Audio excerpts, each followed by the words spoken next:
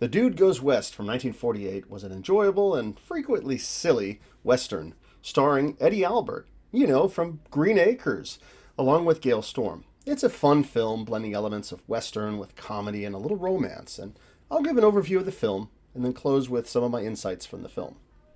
Well, goodbye, Mr. Brittle. I'm off for Arsenic City. Sure hate to see you go, Dan. Arsenic City. That's a bad place. Worse than even Deadwood or Dodge City. But a good place to start a business. Undertaken? Now, you read the report of the governor of Nevada to the legislature. They took $50,000 in gold out of Arsenic City in 2 weeks. Now, where there's gold, there are guns. And after all, I'm a gunsmith. So the film opens up, and we hear the voice of a grandfather talking about his days in the Old West. And we can gather from this that it's Eddie Albert's character, Daniel Bone, not Daniel Boone. That's a gag used a little bit later in the film. And he talks about how, as a young man, he was a gunsmith in the big city who decided to pack up and head to an Old West town of Arsenic to make his trade as a gunsmith. In a place that there's going to be a lot of gold. He's a dreamer longing to head out west. And, in a weird way, it reminded me of Oliver Wendell Douglas, his character from Green Acres, heading out of the city for the country. But in this case, he's heading out to the west.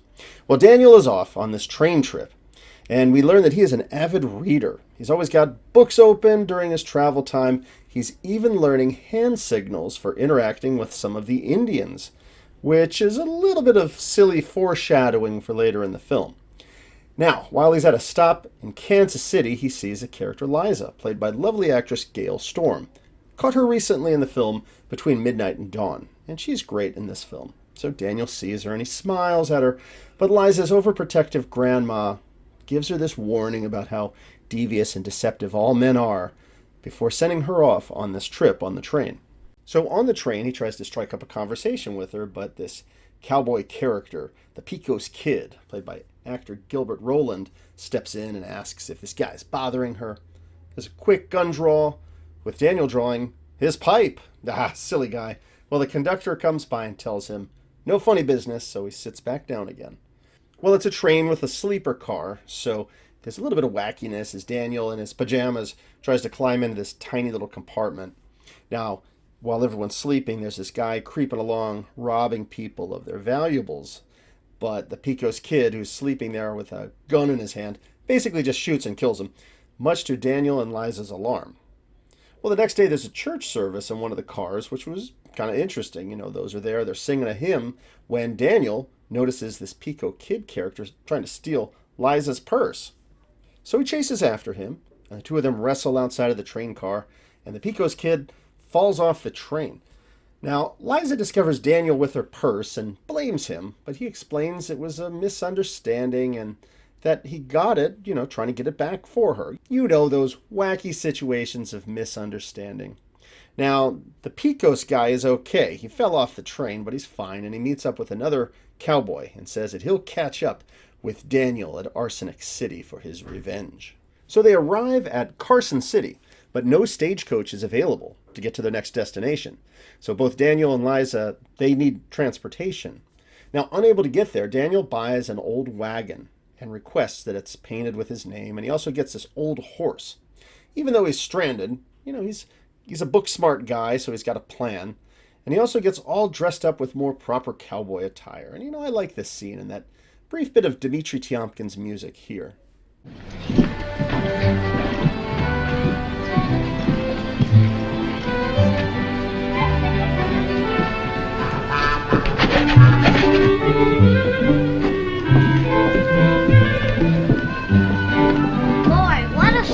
When I grow up, I'm gonna get a 10-gallon hat like that, I want.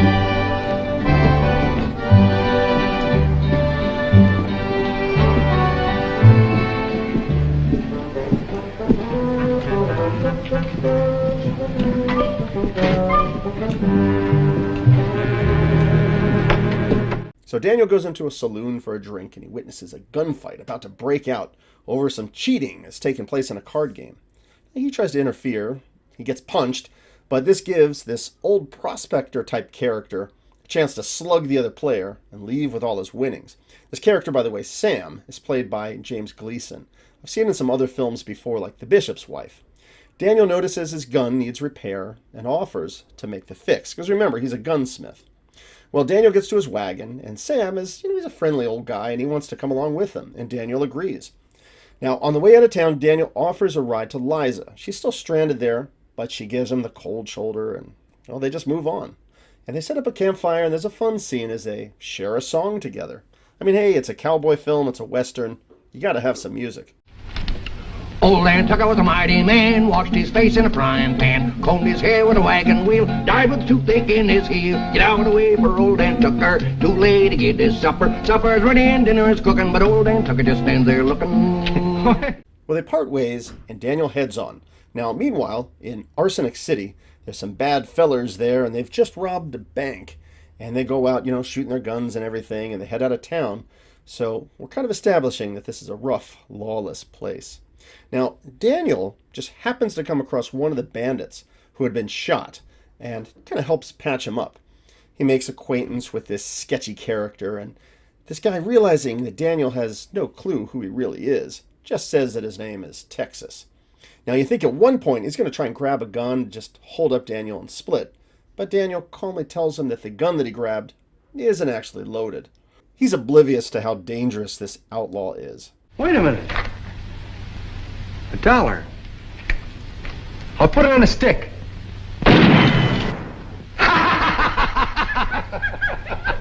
You got a nerve taking a chance like that?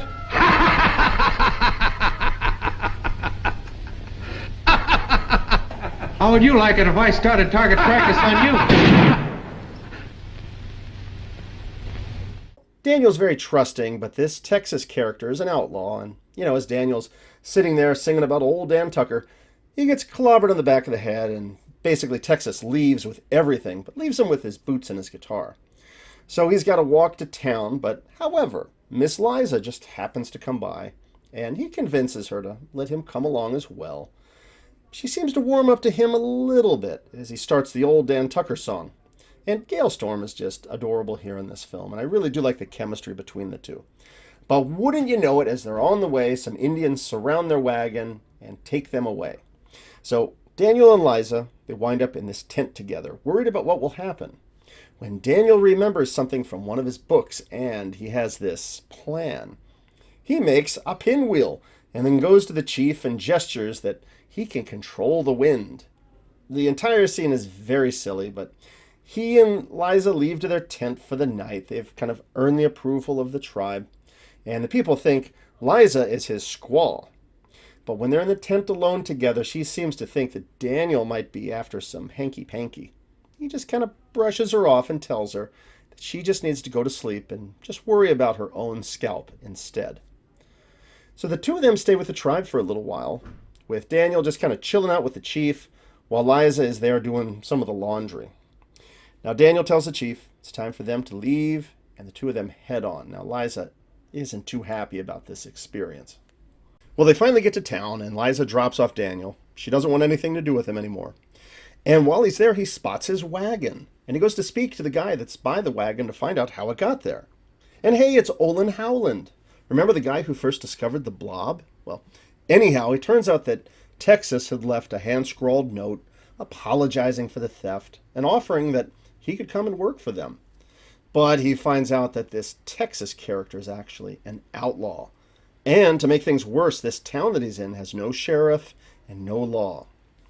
Now, Liza, meanwhile, meets with a Mr. Hotchkiss about her father's gold claim. And he seems very interested in getting this map from her to find this gold. But she's not ready to share it just yet.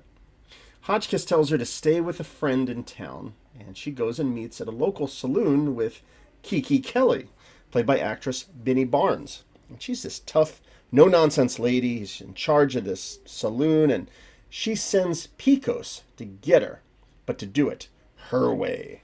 Now, Hotchkiss is working in cahoots with Kiki, and they just want to get to this gold. Kiki, by the way, is the name of my cat, if you were curious. At the saloon, Daniel arrives, but uh-oh, there's Pecos, and it's a face-off. But old Sam just happens to be there, and he helps cause a distraction. Daniel grabs a gun and takes care of business. Well, Liza is almost captured, but Daniel stops these guys trying to take her. She faints, so he grabs her and rushes her to an inn, to get her a room to recover. So Kiki, Picos, and Sam all watch together as he leaves. Sam, oh no, you're with them too? Well, Daniel's there in the room with her, and kind of waiting for her to recover, and he finds her map, which he studies carefully, then he destroys it. Now she sees this and she's alarmed, but he tells her that he has it all remembered. He reads a lot of books and stuff so he can remember. The map is burned and it's in his mind, and it's up to Daniel now alone to go and find this gold. So he sets up a shop in town out of his wagon, doing gun repair for the locals.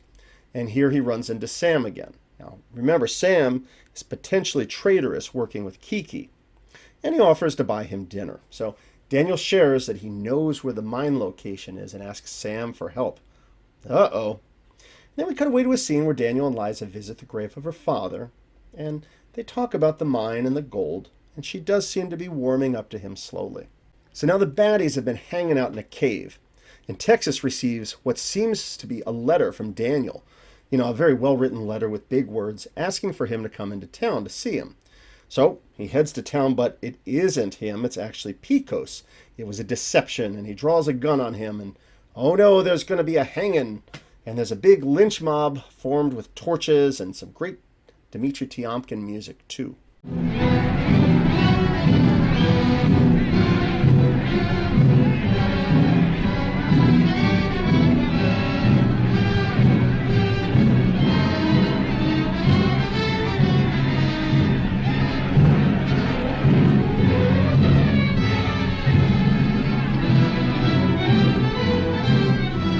Daniel shows up and he appeals to everyone that this is wrong, and he lectures on the Bill of Rights, and it's great stuff. And the mob is almost swayed by his stirring words, but Picos gets them all ready to hang Daniel as well. Well, Sam gives Daniel enough of a distraction so he can flee, but in the process he himself is shot by Kiki. Yeah, quite the switcheroo. Daniel and Texas, they head away on this wagon and they hide. Now, Picos and Kiki go to question Liza. They want that map. She has no answers for them, but they want her to start redrawing this map. Now, Daniel, meanwhile, he has found the mine, and he has his Indian friends working there. Daniel looks sad, though, as they're doing their work, because he's missing Liza, it would seem. But it turns out he has an idea, and he sends some of the Indians back into town to go get Liza. They basically abduct her and bring her to him. Daniel has found the gold, and his plan is to melt it and make it look like cannonballs. It's even been painted, so it could be kind of snuck out. They head out together in the wagon. It's loaded up with all those cannonballs. But with only a few minutes left in the film, what will happen? Will that crafty Picos and Kiki catch up with him? And what about that ornery Texas character? And will Daniel and Liza know true love? Well, you have to watch the end of the film for yourself to find out. So some general thoughts about the film. This was produced by Allied Pictures, formerly the Poverty Row film studio Monogram Pictures. It was directed by Kurt Newman, who also happened to direct The Fly from 1958. Help me! Help me! I didn't find much in terms of trivia for the film, so I'll just share some insights on this one. I do enjoy the combination of Western with comedy and romance. And as the film begins, there is initially some fish out of water elements that I enjoyed in the film. It kind of reminded me of The Shakiest Gun in the West. It was one of my favorite silly westerns with Don Knotts. But the character Daniel in this film does seem to find his place pretty quickly, all the while maintaining a super friendly attitude with everyone. Now, obviously, the title of the film is a reference to him being a dude or a well-dressed city guy heading out to the Wild West. But as he's there, he does acclimate pretty quickly. He gets a new hat, he starts to blend in with a new job, and so on. And there's just something about a Western with comedy that I like, in that, things probably are not going to get very dark.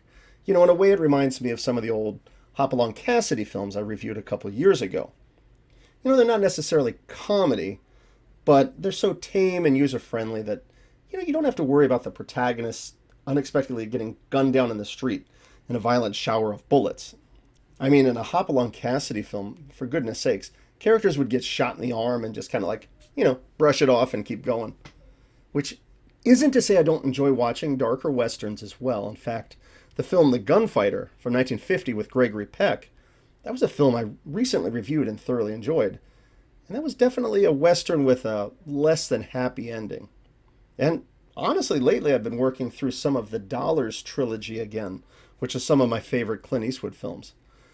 Probably not going to review those on my channel, because I'm sort of fixated with the late 1940s for the videos I make on this channel. Now, Eddie Albert was fantastic in this film. You can't help but like the guy, as he's just so friendly and polite everywhere he goes, and with everyone that he talks to, even the bad guys. And as mentioned earlier, I couldn't help but get that Oliver Wendell Douglas Green Acres vibe to him. He's a guy tired of the big city, wanting to head out somewhere more rural. And I'm a big fan of the Paul Henning Hooterville trilogy and his character in that particular series. There's, to me, just something so relatable about you're just kind of tired of city living. You want to just head out to the country. Land spreading out so far and wide. Keep Manhattan. Just give me that countryside. I didn't really pick up any deeper themes from this film other than, try to be nice to one another, even if people are being jerks to you. Oh, and I guess there's also the theme that reading is great, and being book smart can really help you out of a lot of messes in life. And just regarding Gale Storm, I really liked her character in this film and how at the beginning of the film she has that overprotective grandmother warning her about how evil men are. But through the course of the film, predictably, she warms up to Eddie Albert's charms and really did have a really cute romance in the film. Even while all the silliness of them distrusting one another was going on and all the hijinks with Pecos and Texas, it's a cute romance story at the heart of it all. And a final note, Dmitri Tiomkin brought a nice musical score to the film. I have to praise it again. I love pointing out good film music when I watch these old movies. And it was also fun to see Eddie Albert singing along by the campfire as well. Nita, Juanita, ask thy soul. Anyhow, that's The Dude Goes West from 1948. This was a fun Western comedy. It's a great film. It's worth checking out. Thanks for watching.